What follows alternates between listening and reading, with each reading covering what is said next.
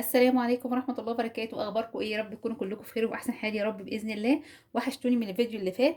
النهاردة إن شاء الله عندنا مشكلة كبيرة أوي عايزين نحلها، وهي مشكلة تنظيف البيت.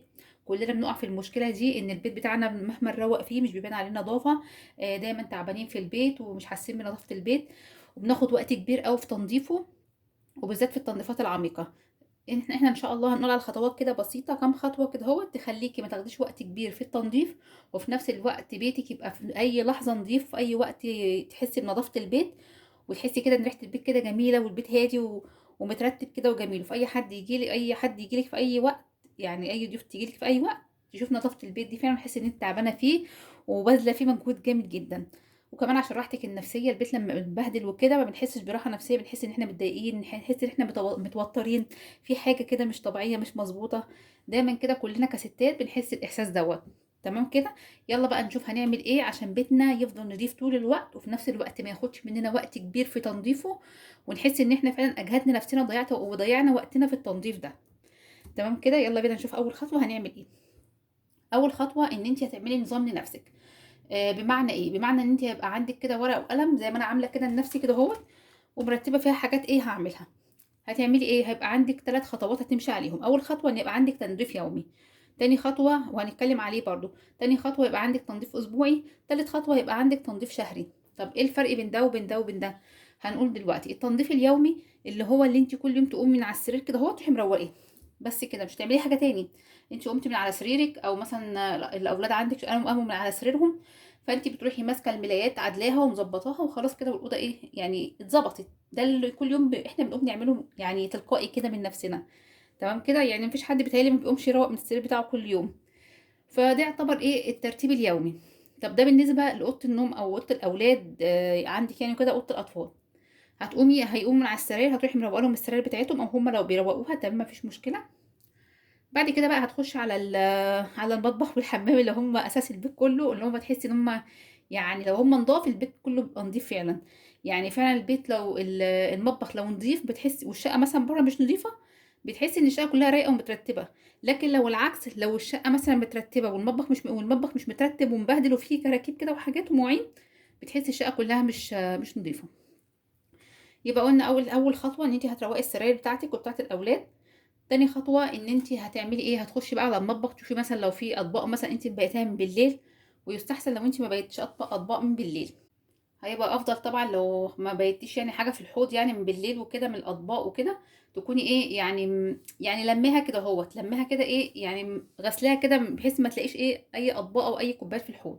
لكن لو فرضنا إن أنتِ، وبتحصل معانا كلنا يعني، لو فرضنا إن أنتِ بيتّي أطباق في الحوض بتاع المطبخ، وقُمتِ الصبح أول حاجة هتعمليها هتروحي غاسلة الأطباق وتمسحي الرخامة، وخلاص على كده ما فيش أي حاجة، وتلمّعي البوتاجاز. دي حاجات أساسية تعمليها كل يوم. البوتاجاز مثلًا لو متبهدل، ساعات البوتاجاز بيفضل نضيف ما بيبقاش متبهدل، وساعات فعلًا بتحسّي إن البوتاجاز فعلًا متبهدل عايز إن هو يعني يتلمّع كل يوم. تمام كده؟ فهتجيبي كده يعني السفنجة كده وسريع، سريع كده تمشي عليه ومَشط المطبخ، وخلاص على كده البوتاجاز اتلمّع وبقى نضيف. والرخامة كذلك هتلمّعيها برضه كده سواء بقى قماشة فيها خَل أو ما فيهاش حاجة يعني فاضية، تلميع كده خفيف وخلاص. والأطباق طبعًا الحوض متروّق عندِك، يبقى كده تمام، المطبخ رايق وزي الفل. تمام كده؟ الحوض بقى بتاع المطبخ هتخشي على حوض المطبخ، هتعمليه بالفرشة بتاعة الحوض أو السفنجة يعني بتاعة الحوض، وخلاص على كده. يبقى أهم حاجة الحوض برضه بتاع المطبخ، لإن هو بيتوسخ بسرعة وبيتبهدل بسرعة، فهتلمّعيه برضه إيه أول ما تصحي من النوم. تمام كده؟ دي أول حاجة تعمليها. يعني مثلًا أمّا تخشي تغسلي وشِك، تشطّفي يعني الصبح أو تتوضّي أو أي حاجة، هتروحي عند الحوض وأنتِ واقفة، خلاص كده هيبقى خلص معاكِ، مش هتحتاجي إن أنتِ تعملي حاجة تاني. يبقى قُلنا الحاجات اليومية اللي أنتِ هتعمليها. وده طبعًا أساسه إن أنتِ إيه، يبقى كل حاجة منظمة في مكانها. أنتِ يالّا يعني إيه عشان تريحي نفسِك لازم تحطي كل حاجة في مكانها. يعني مثلًا بالليل قبل ما تنامي، لو مثلًا في كوبايات مثلًا هنا على الحوض، وفي أطباق على الرخامة، في قصدي أطباق على الرخامة دي وأطباق على الرخامة دي، وكوبايات هنا وكوبايات هنا، لمّي كله حطيه في الحوض لو أنتِ مش هتغسليه. لكن لو أنتِ هتغسليه تمام اغسليه بالليل. دخلتِ مثلًا على السراير لقيتِ مثلًا في حاجة عايزة تتحط مكانها، حطيها مكانها. حاجة مثلًا عايزة تتحط في الغسيل، حطيها في الغسيل. يبقى أنتِ كده بتنظّمي لنفسِك بحيث تحطّي كل حاجة في مكانها. لو كل حاجة في مكانها هتحسّي الدنيا رايقة معاكِ خالص. لكن أحيانًا بتبُصّي تلاقي كل حاجة مترمية في حاجة. يعني تلاقي مثلًا الفوطة اللي بتتحط مثلًا في الحمام بتلاقيها مرمية مثلًا برّه، يعني في اي مكان بره، بتلاقي مثلا هدوم مرميه هنا عايزه تتحط مثلا في الباسكت بتاع الغسيل او في الغساله، بتبص مثلا تلاقي هدوم نظيفه محطوطه مع الهدوم اللي هي مش نظيفه، فتلاقيها عايزه دي تخش الدولاب ودي تخش الغساله او تخش الباسكت. فانت رتبي يعني ايه، رتبي حواليكي كده اهوت علشان تحسي ان الدنيا رايقه، وتقدري ان انت تعملي الترتيب اليومي او التنظيف اليومي، يبقى سهل عليكي ما فيهوش شغل كتير. تمام كده. يبقى قلنا التنظيف اليومي. التنظيف بقى اللي هو الاسبوعي، ايه التنظيف الاسبوعي ده؟ هيختلف ايه عن التنظيف اليومي؟ لا، التنظيف الاسبوعي ده حاجه تانية خالص. هتعملي ايه؟ يعني مثلا بالنسبه لاوضه النوم مثلا عندك، او بالنسبه لاوضه النوم بتاعت الاولاد، خلينا في اوضه النوم بتاعتك مثلا. انت هتغيري الملايه على حسب بقى، بتغيريها مثلا مرتين في الاسبوع او مره كل اسبوع. هتغيريها مثلا، هتغيري الملايه، وبعد كده هتلمعي المرايات بتاعت الغرفه، وهتلمعي يعني الدولاب ولو في يعني اي خشب في الاوضه بتلمعيه، الخشب بتاع السرير، خشب الدولاب، كل ده بتلمعيه، وتلمعي الازاز بتاع التسريحه، وترتبي كل حاجه التسريحه كده مكانها وتلمعيها. بتروحي مزعفه الاوضه، يعني تجيبي كده الحاجه اللي انت بتزعفي بيها وتنفضي الاوضه او تزعفيها. الشباك مثلا لو عليه تراب او اي حاجه وعايز يتنفض بتنفضيه.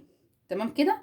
يبقى بتنضفي الشباك، بتنضفي الخشب بتاع الاوضه، بتلمعي الازاز، لو في مروحه مثلا في السقف بتلمعيها، لو في مثلا تكييف بتلمعيه، لو في مثلا اي حاجه يعني تانية بتلمعيها، لو في نجفه بتلمعيها. خلاص كده يبقى دي وبعد كده بتروحي كنسه الارض ومسحيها وبتفرشي بقى السجاده بتاعتك. يبقى كده الاوضه ايه، الاوضه تمام وزي الفل. ده التنظيف الاسبوع بالنسبه للاوضه، انك هتمسحي كل حاجه فيها، تلمعي يعني كل حاجه فيها، وتروحي مغيره الملايه، وتروحي مسحه الارض كده، يبقى الاوضه تمام عندك زي الفل. هتبداي بقى تطبقي الكلام ده على اوضه الاولاد. تمام كده. خلصنا كده بقى الترتيب اللي هو بتاع الاسبوع، وعرفنا هنعمل فيه ايه. هنيجي بقى عند الترتيب الشهري او التنظيف الشهري. ده بيكون ايه، بيكون اعمق شويه من بتاع الاسبوع. يعني الترتيب الشهري ده بيبقى عميق شويه، بصوا بيبقى عامل زي ايه، بيبقى عامل زي الترتيب اللي هو بتاع الشتاء والصيف. لما بنيجي مثلا نطلع الصيفي او ندخل الشتوي وكده يعني، او العكس، بنبص تلاقينا قلبين الدنيا مطلعين كل حاجه تحت السرير. يعني بيتهيألي غالبيه المصريين بيحطوا الحاجه تحت السرير. فبتطلعي طبعا الحاجات اللي تحت السرير دي وبتنضفيها. ده الترتيب بقى اللي هو ايه، الشهري او التنظيف الشهري. بيكون عميق بقى، انك بتطلعي الحاجات اللي هي مش باينه، الحاجات اللي محدش عارفها غيرك انت بس اللي عارفه ان المكان ده فيه شويه كراكيب كده عايزين يتشيلوا، انت اللي عارفه ان المكان ده متطرب. لكن لو اي حد تاني دخل الاوضه غيرك مش هيعرف ان هي فيها اي حاجه وهتبقى بالنسبه له نظيفه. فانت بقى بتعملي الحاجات العميقه شويه، مثلا لو الدولاب مثلا جوه مش مترتب، ضلفه الدولاب مثلا مش مترتبه، انت بترتبيها. ضلفة الهدوم يعني، سواء بقى بتاعتك او بتاعت الاولاد. فوق الدولاب بتجيبيه بقى وتنضفيه وكده، لو في تراب، لو انت حاسه ان هو مطرب ومبهدل، بتبداي ان انت ايه، يعني تعمليه كده يعني تلمعيه بقى تشفطيه بالمكنسه، او بتلمعيه بقماشه مبلوله، على حسب بقى انت بتنضفيه زي فوق الدولاب. تمام كده.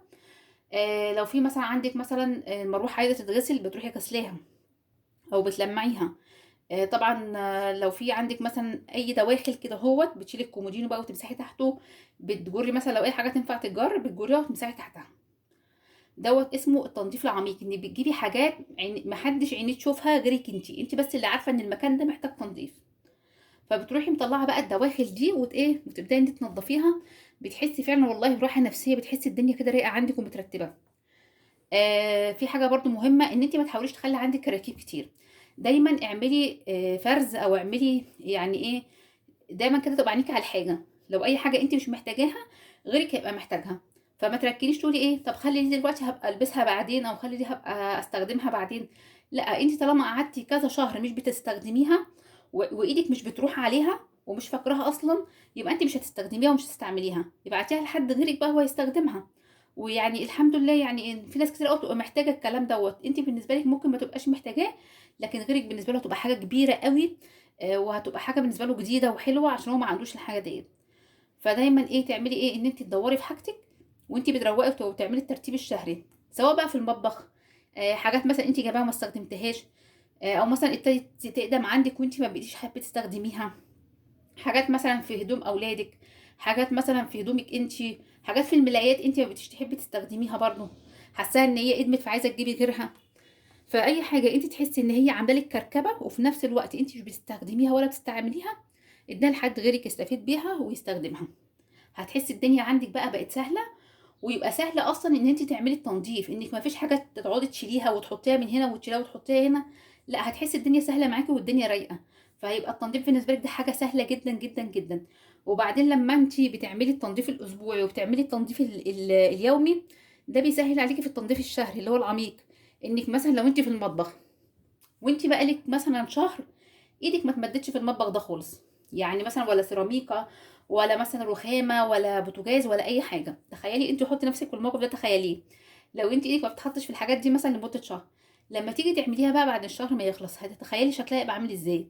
هتحسي ان هي فيها كميه، يعني معذره يعني، وساخه كده مش حلوه، يعني حاجات مش نظيفه، هتحسي فيها حاجات مش حلوه. هتاخدي وقت لغايه ما انت تنضفيها، لغايه ما انت تحاولي تنضفي الحاجه دي، هتاخد منك وقت ومجهود ومساحيق، ترشيها عليها وحاجات كده كتير قوي. لكن لو انت ايدك فيها على طول في التنظيف الشهري ده، مش هتاخد منك اي وقت نهائي، هتعمليها بمنتهى السهوله.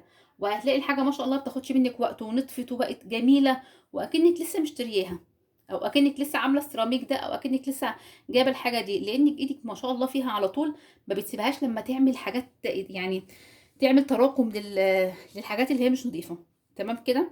فيبقى اهميه التنظيف اليومي والاسبوعي ان هما بيخلوا دايما بيتك رايق. يعني اي حد يدخل في اي لحظه، انت كل يوم اصلا بترتبي الحاجه من على الوش كده، اي حد هيدخل بيتك هيلاقي حاجه مترتبه.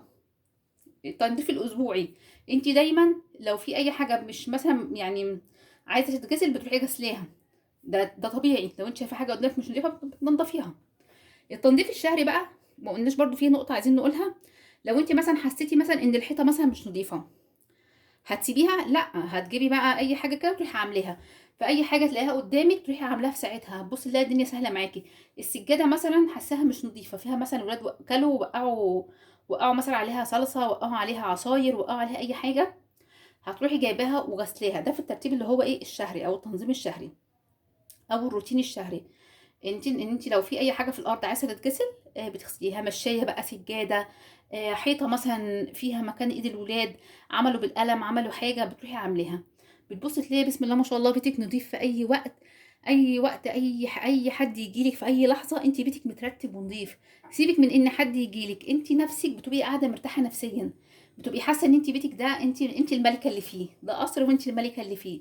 والله مهما كان حجمه، مهما كان امكانياته، النظافه والترتيب والله مش بالامكانيات ولا بالحاجه الغاليه ولا بالمكان الواسع. ممكن يبقى اوضه واحده، يعني يبقى انت مثلا عايشه في اوضه مثلا وصاله، بس بيتك ده اللهم بارك يعني بيبرق كده، يعني ريحه النظافه فيه طالعه كده بتفج، يعني ما شاء الله، اللي لو حد عدى بس من قدام شقتك تشم بريحه النظافه. وممكن تبقى انت قاعده في مكان كبير ومثلا وعندك حاجات غاليه وفرش غالي وعفش غالي، بس مفيش نظافه، يعني الحاجه مش حلوه. يعني حلاوتها رايحه في الحاجات اللي عليها، في التراب اللي عليها، وبتحط ايدك على الحاجه تلاقيها كلها تراب. فهي الحاجه والله والنظافه مش بالحاجه الغاليه ومش بالاماكن الواسعه. ممكن تبقي قاعده في مكان صغير جدا و... وتلاقيه بسم الله ما شاء الله اللهم بارك نضيفه قوي قوي قوي، احلى من شقق كتيره قوي واحلى من اي قصر. ودايما حسي ان انت ملكه في بيتك، انت ملكه، وحسي ان ده قصر بالنسبه لك، ما تحسيش ان دي شقه، لا قولي ده قصر، ده بيت كبير وانا عايزه احافظ عليه واخليه دايما نضيف. انا عايزه اقول لكم، احكي لكم حاجه كده اهوت على السريع كده، هي ممكن ما تبقاش مجالها، بس يعني في حد انا بعدي عليه وانا رايحه كده اركب بيت كده، بعدي عليه، فالناس دول ساكنين في اول دور. بصوا منين ما بروح، ويعتبر هو يعني فتحه الباب بتاعه البيت نفسه يعتبر هو ده الصاله بتاعتهم، لان وانا معديه ده بيبقى باين يعني. تمام كده، بيبقوا حاطين البوتاجاز في يعني في جزء كده من الطرقه ديت اللي انت بتعدي بيها تخش عشان البيت اصلا، عشان تخش البيت اساسا، فواضح وباين. فكنت دايما لما كنت بودي ابني المدرسه يعني اركبه الصبح وكده، اروح اركبه يعني الباص وكده، فكنت بعدي على المكان دوت. عايزه اقول لكم ببقى معديه مثلا الساعه 6 الصبح او 6 ونص الصبح، بلاقي الارض غرقانه ميه، بلاقي الغسيل بينقط، بلاقي ريحه الحاجات اللي المسحوله اللي هي بتغسل بيها، بلاقي ريحه النظافه والدنيا كده ورشه قدام الباب، يعني فاهمين؟ بحس كده ان ايه، ان البيت بيفج نظافه، ريحته جميله جدا، رغم ان هو كله قد كده. يعني لو انتوا عديتوا من قدامه هتلاقوه حاجه صغننه قوي، وهي ساكنه في المكان الصغير ده اللي هو فتحه الباب الشارع على الطرقه اللي هي بتقعد فيها او حاطه فيها البوتاجاز بتاعها. ففعلا والله النظافه مش بالمكان وبالحجم والكلام ده، لا، النظافه انت بتبقي انسانه نظيفه وعايزه تقعدي في مكان نظيف، مش حابه تقعدي في مكان متبهدل. بس فيا رب تكونوا استفدتوا وتعملوا بالخطوات اللي قلنا عليها ديت، وان شاء الله هتحسوا فعلا ان بيتكم نضيف دايما باستمرار، وبتحسوا براحه نفسيه كده ان شاء الله باذن الله. بس اشوفكم على خير بقى في فيديو جديد، ومع الف سلامه حبايب قلبي.